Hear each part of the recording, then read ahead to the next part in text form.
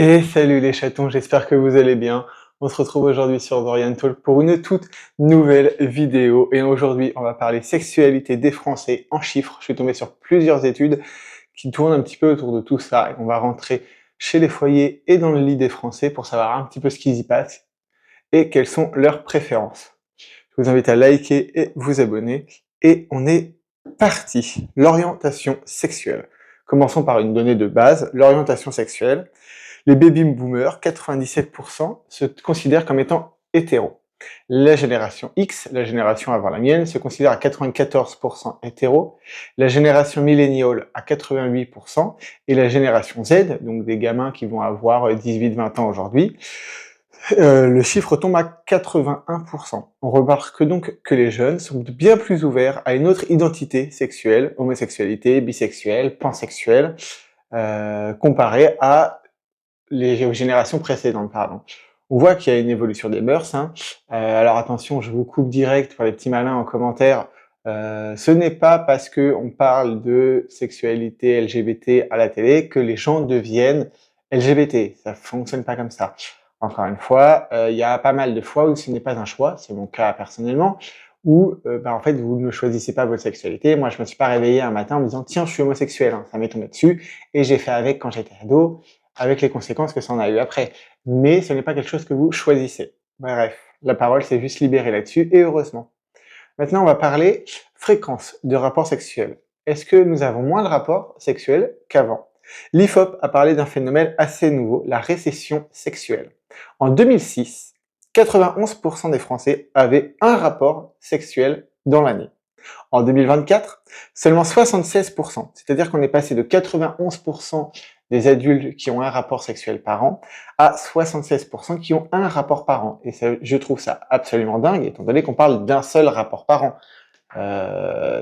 Pour moi, c'est inconcevable, vous le savez, mais je trouve ça absolument dingue.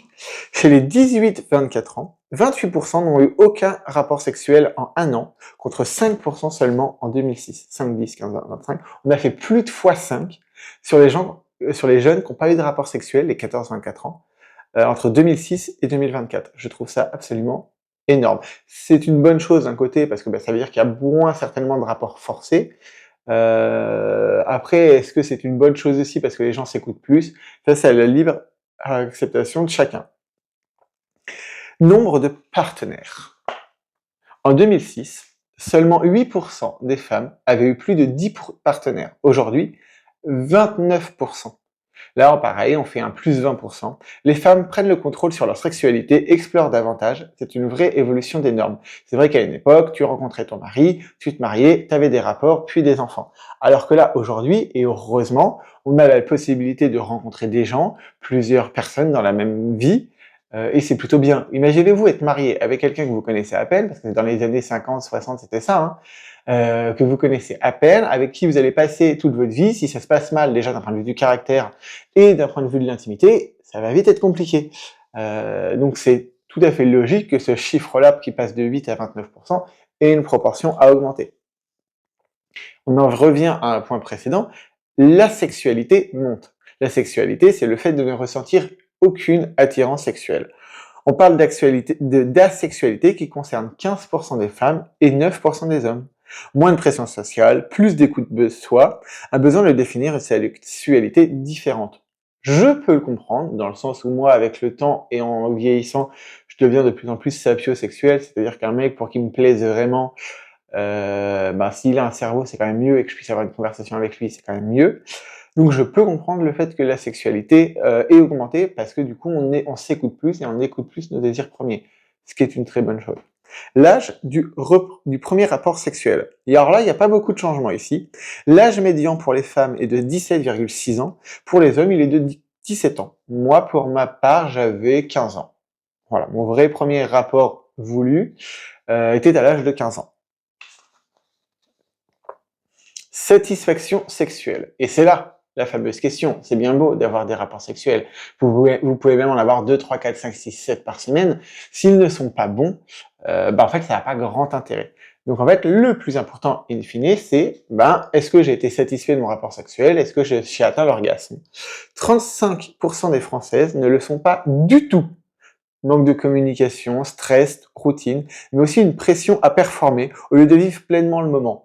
Il est vrai qu'on va se dire beaucoup au moment de passer à l'acte, surtout si c'est un partenaire que vous connaissez pas bien. Oh là là, il faut que je sois bon, tout ça. Chez un mec, il va y avoir le truc de, il faut surtout que j'ai une érection.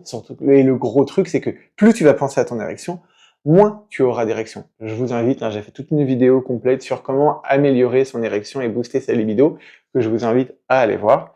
Mais du coup, ça explique pourquoi 35% des Françaises ne sont pas du tout satisfaites. Et c'est un chiffre qui est énorme, on parle de plus d'un tiers des Françaises qui ne sont pas du tout contentées dans leur vie sexuelle, et c'est hyper triste. Je pense que le premier et le seul conseil que je me permettrai de donner là-dessus, si vous êtes une femme et que vous regardez la chaîne, déjà, salut, vous n'êtes pas nombreuses, donc merci d'être là.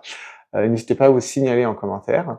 Mais découvrez-vous vous-même et découvrez ce qui vous fait plaisir. Il y a un vrai tabou autour de la masturbation féminine qui existe.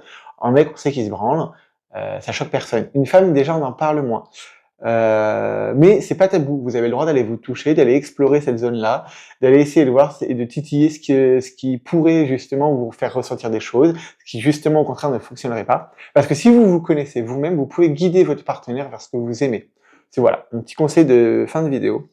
Dites-moi un petit peu de ce que vous avez pensé de tous ces chiffres et de où vous vous placez par rapport à tout ça. Si vous avez des questions, n'hésitez pas en commentaire, j'y répondrai dans une prochaine vidéo.